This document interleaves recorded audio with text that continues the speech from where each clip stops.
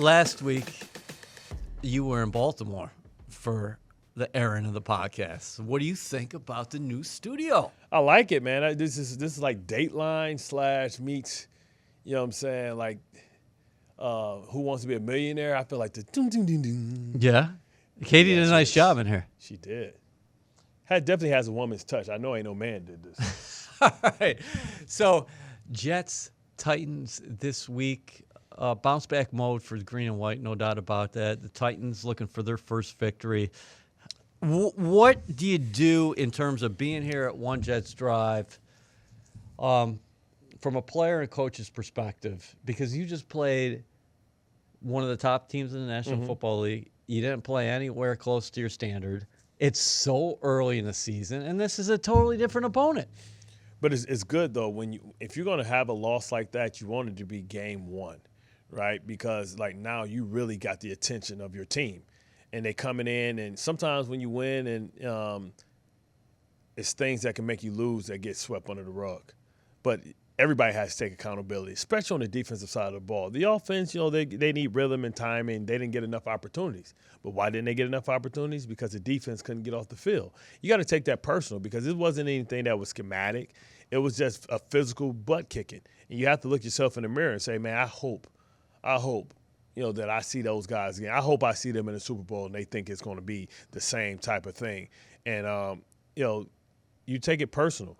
And when the standard has been so high here, I don't know where that day ranks as far as the most rushing yards that the Jets have ever given up, but it's got to be up there as far as recent years, 180 yards rushing on you.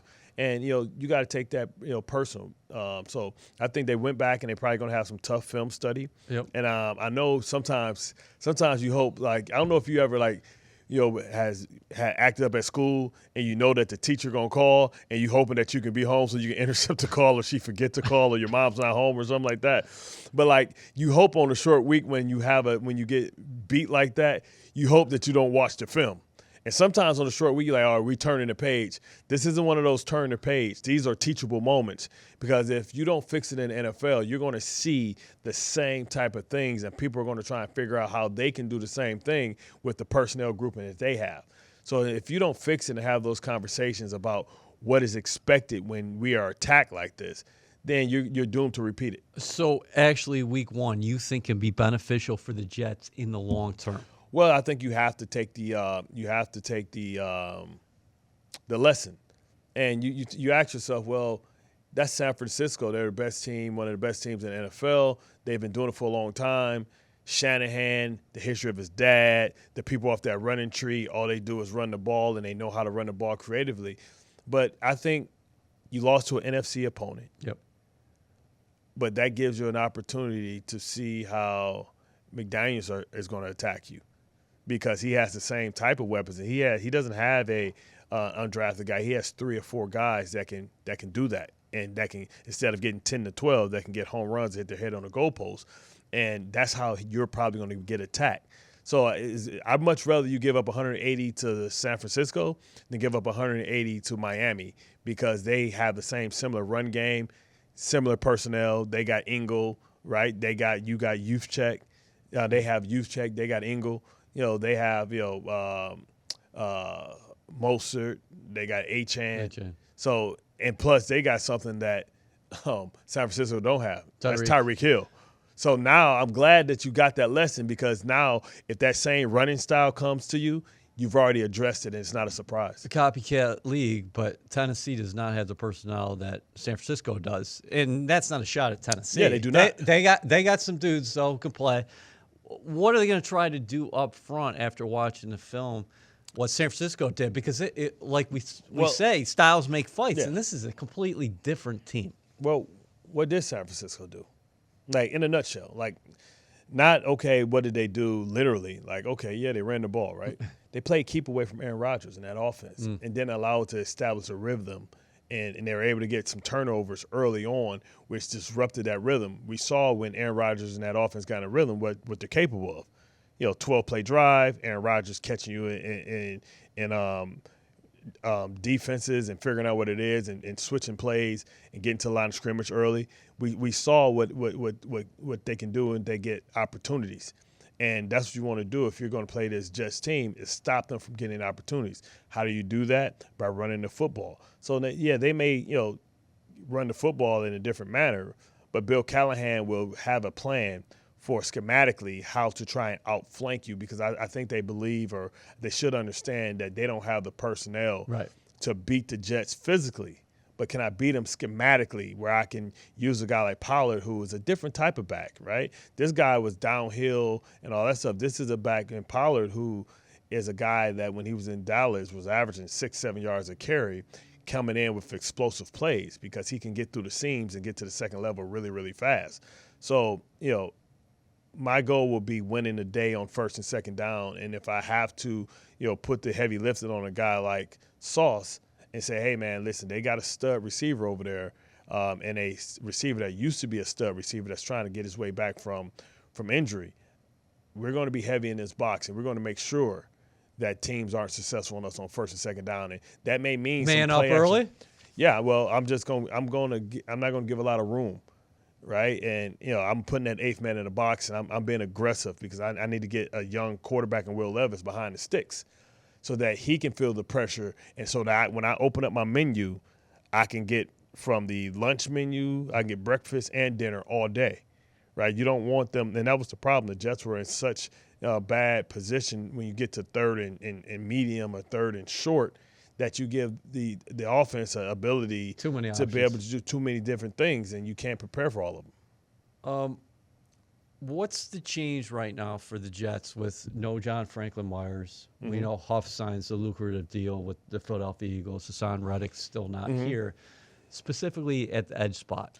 Well, the edge spot was one thing. I thought repeatedly they lost their edge.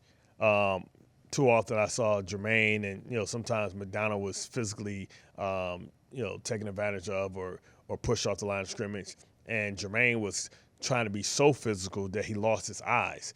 When you're rushing on the edge, you're setting the edge, you have to look through the V. We call it the V of the offensive lineman's neck, right? Looking over his shoulder, because you have to see him but look past him as well, because that tells you what you have to do, if you have to disengage or you continue trying to knock him back. So you can get caught up in a moment. Yeah, he was trying to say, listen, this is Trent Williams. He's one of the best in the business. He ain't going to punk me. Let me show you I can put heavy hands on him. And a lot of times Trent just caught him and said, listen, youngster, I ain't been in training camp.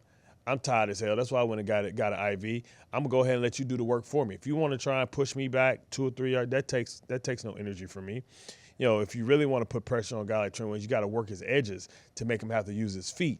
And, that's something that Jermaine has to learn, that, you have to rush through the person, but you got to convert on pass. But when you're trying to knock him back, you can't – physically it's impossible for you to push a guy like that back like that.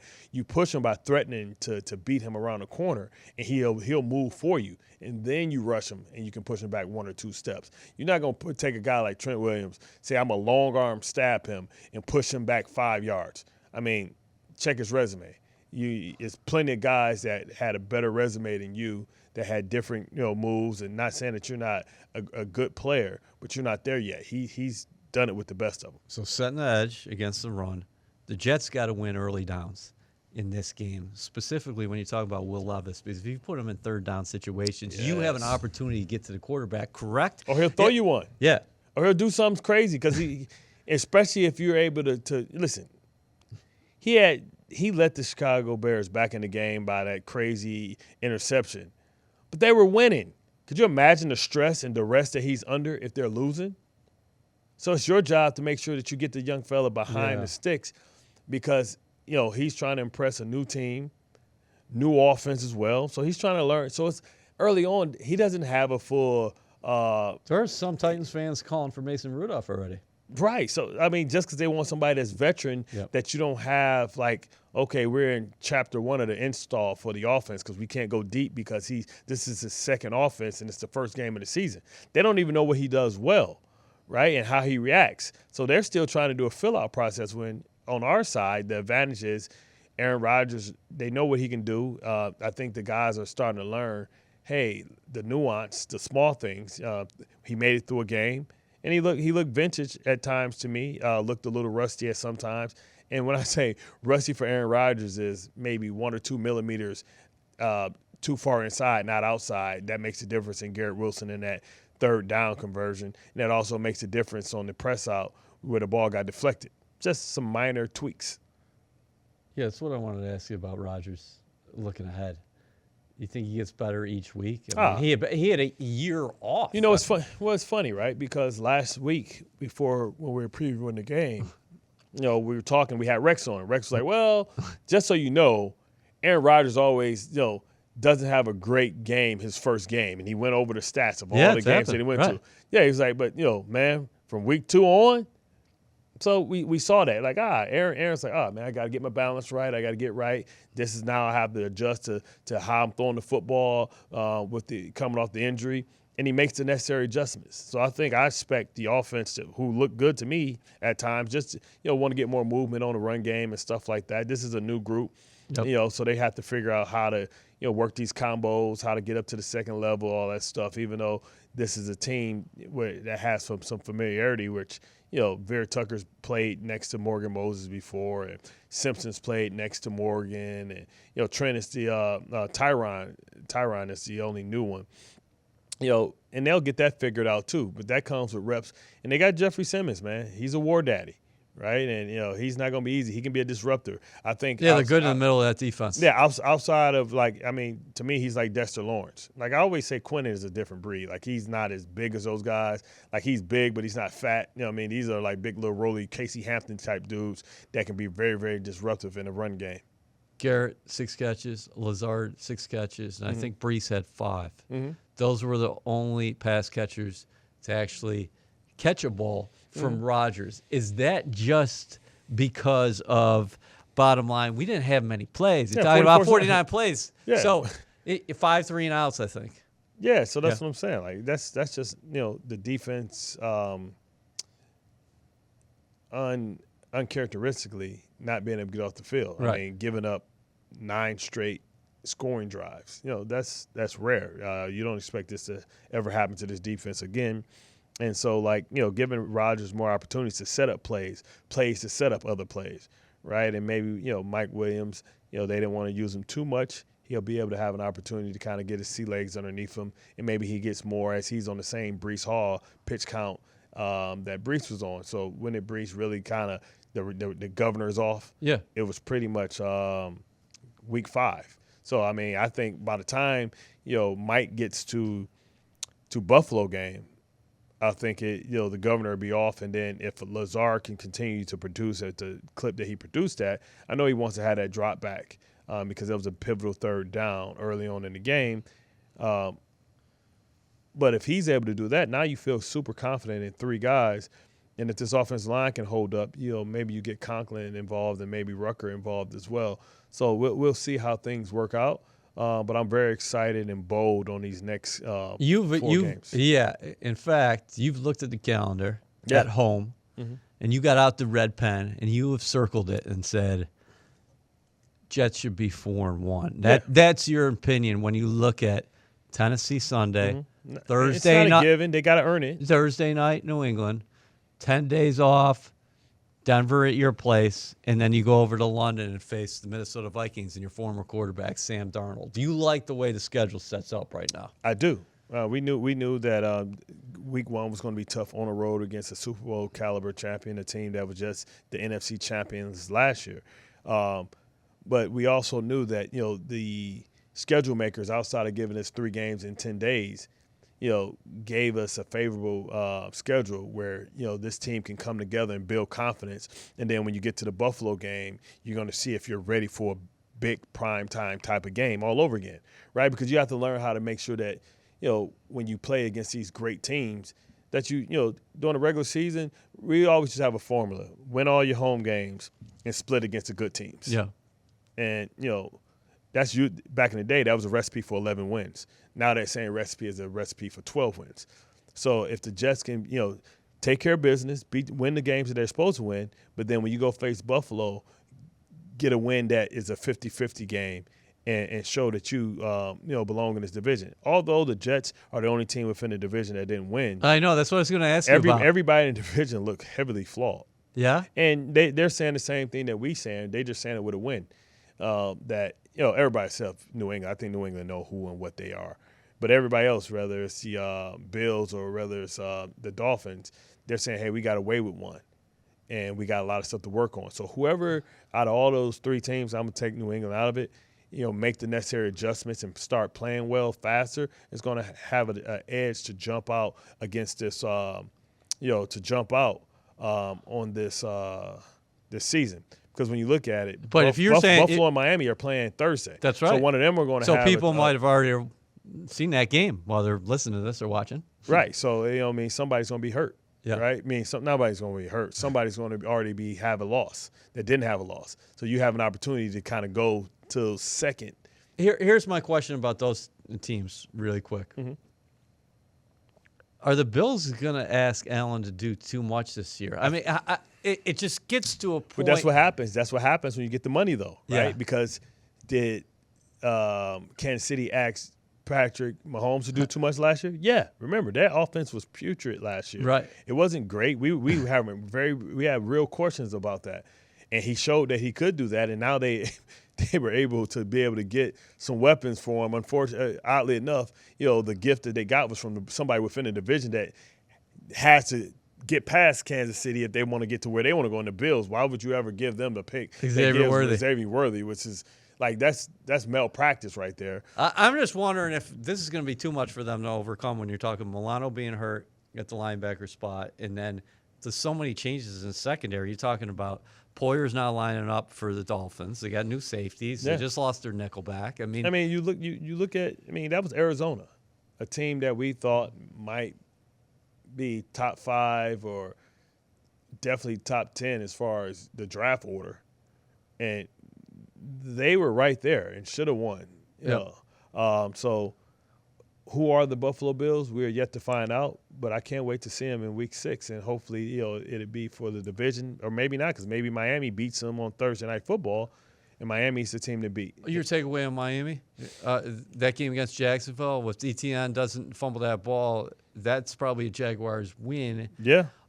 Does that say more about Jacksonville, or does that say more about Miami, or do you just say, hey, that's week 1, whatever, I'm not putting too much stock into it right now? I believe it's week 1, but it also were two teams that, one didn't have an advantage, right? Because, usually the advantage for Miami is the fact that it's 91 degrees. Well, guess what? It's 91 degrees in Jacksonville too. Yeah. So, that wasn't an advantage. The heat early on in Miami wasn't an advantage for them.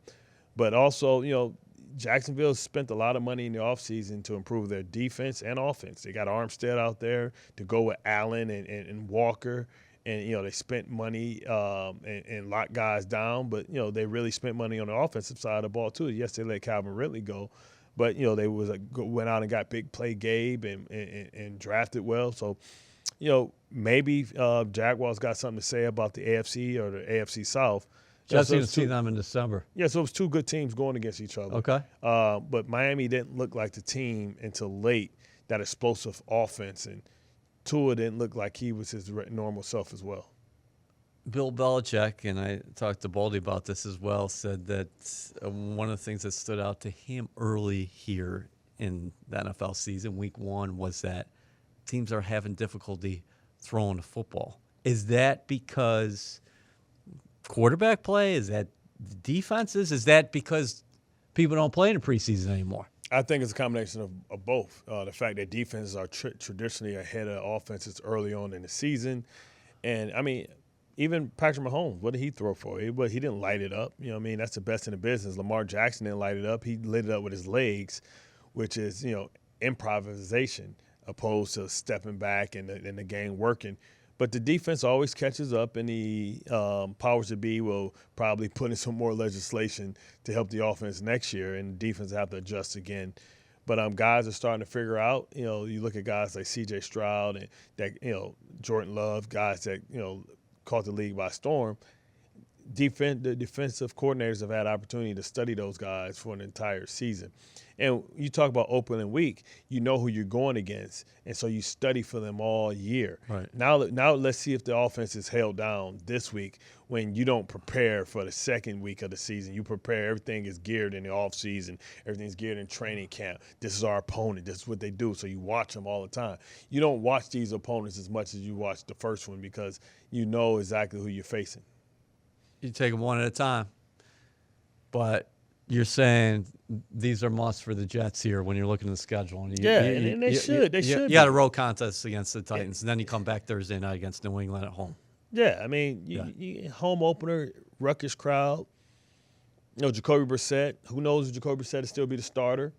He didn't exactly light it up, you know, and maybe they might want to spark. But you talk about, you know, I don't know if they want to put a rookie Drake May against Aaron Rodgers first time starting on the road. You know what I mean? So maybe it's going to be Jacoby Brissett, but maybe we see Drake May because the Jets are doing such a good job that they realize that, hey, it's time to get the young guy experience because we're getting the break speed off of us. I got a feeling that Rodgers is going to continue to ascend here, like you just talked about before. I was so encouraged. And he was not poor by any means. I was so encouraged. He just didn't have the opportunities.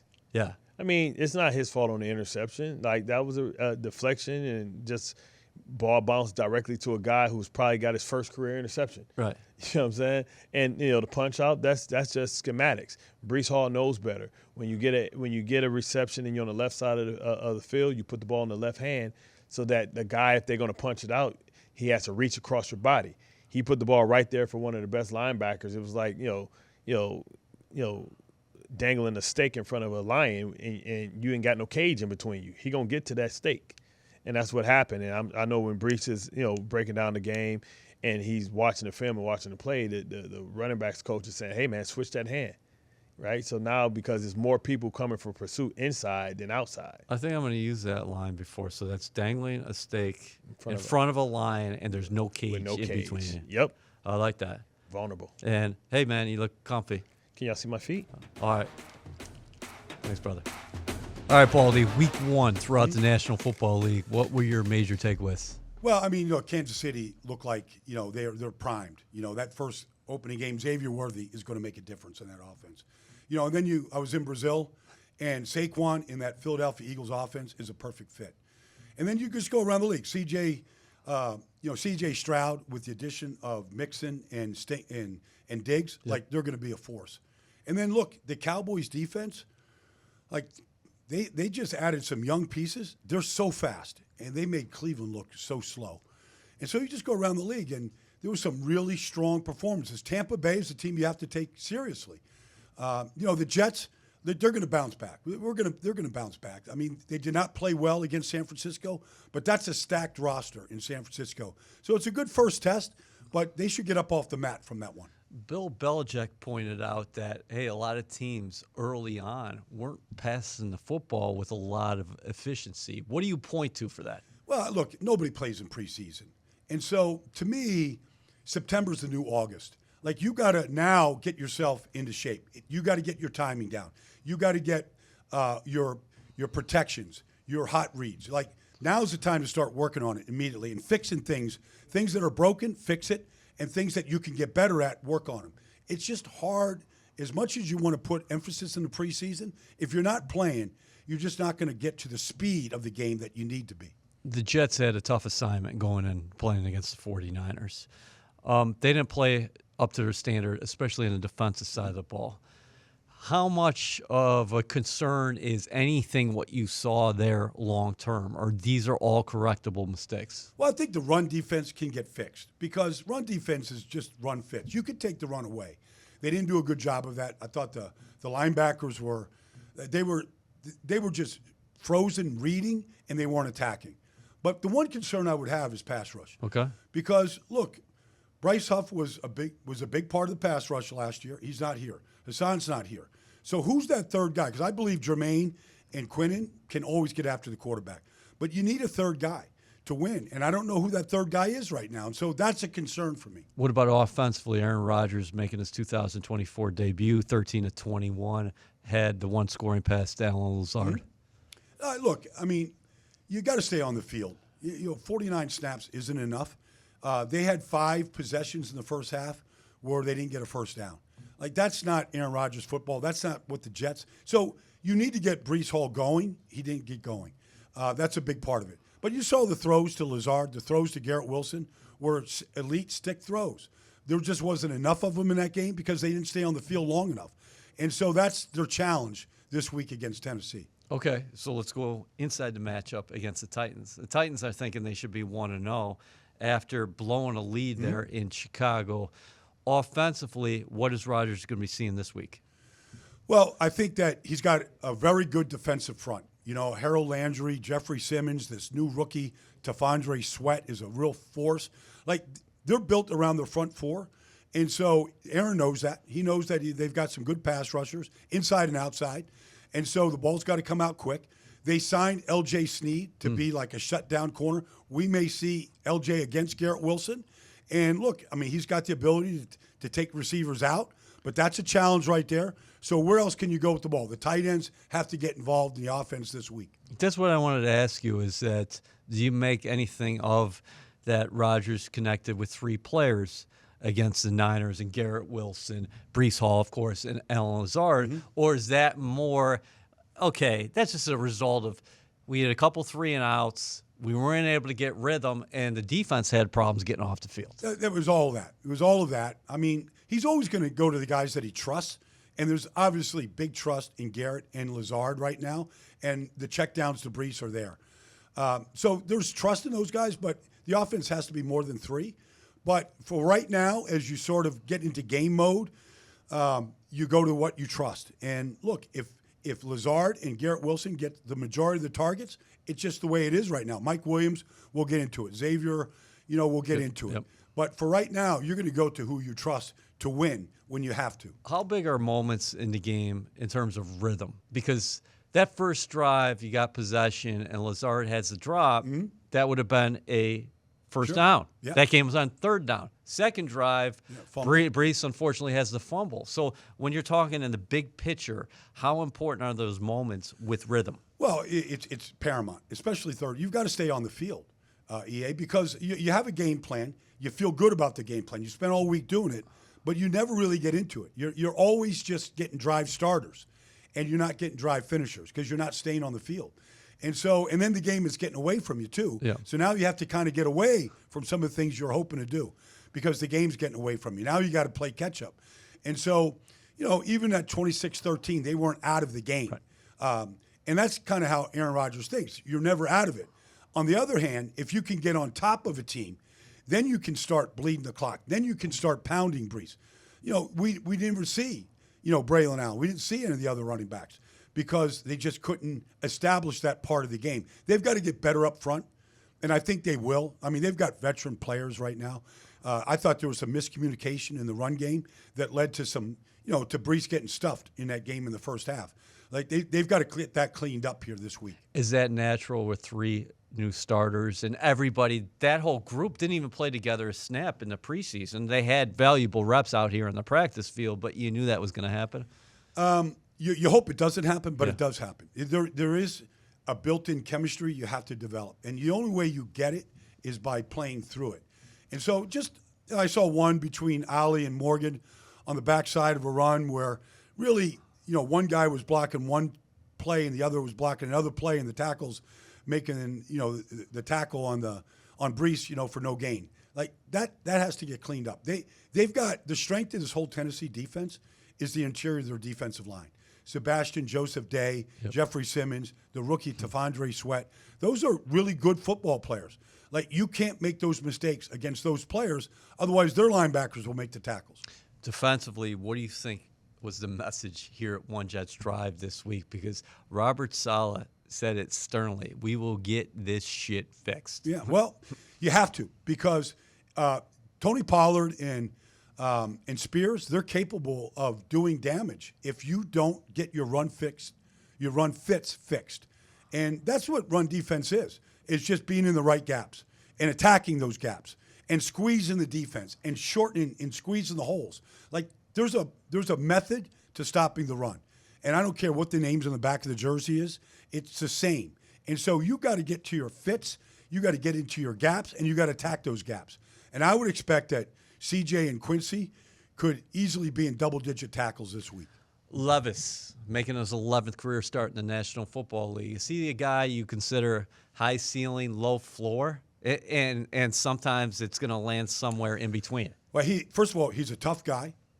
He's taken his hits in this business. I seen him come back against the Miami Dolphins in Miami on a Monday night last year, where he made all the throws after just getting hit time after time after time. Like he's not going to give in. He's going to compete like crazy, and he's got a rocket for an arm. Now he's capable of making mistakes, all right, and that's what he has been prone to. You got to force him into those mistakes, but he certainly has the ability to stay in there and deliver the ball on time. And I think the offensive line under Callahan is capable of giving him that kind of time. They got some interesting receivers, starting with Ridley. Hopkins is coming off injury. He didn't get many snaps. I think 17 snaps against the Bears, and then Boyd as well. Well, look, Calvin Ridley is their number one right now. They signed him to a big contract to be the number one guy. Now, the targets are going to go to him, but both backs are excellent receivers. Tajay Spears is an excellent receiver. In fact, last year as a rookie, he was a third down back, and they took Derrick Henry off the field. So both Spears and Pollard are very capable. The tight end Okoronkwo is like he scored a touchdown last week. He's a very athletic move tight end. And so he's got enough targets right now. It's probably not what we saw in San Francisco on Monday night, but they're certainly capable of making big plays.